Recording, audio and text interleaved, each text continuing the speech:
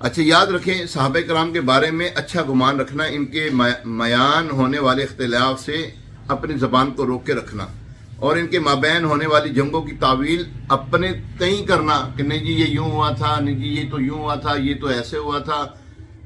یہ علماء حق کا اہل سنت، جمہور اہل سنت، بلکہ یوں کہہ لیں کہ دین اسلام ہمیں اس چیز سے روکتا ہے. جو تم مذہب اہل سنت پر رہنا، جو کہ مذہب اہل سنت سے مراد دین اسلامی ہے، کیونکہ یہ جو صحابہ کرام تھے یہ مجتہد تھے. گناہ محض دنیا کا ان کے لیے مقصد نہیں ہوتا تھا. ہاں، اپنی ذات کے لیے کبھی انہوں نے کسی کو برا بھلا نہیں کہا، اور کسی کو باغی نہیں سمجھا، کسی کو مخالف نہیں سمجھا.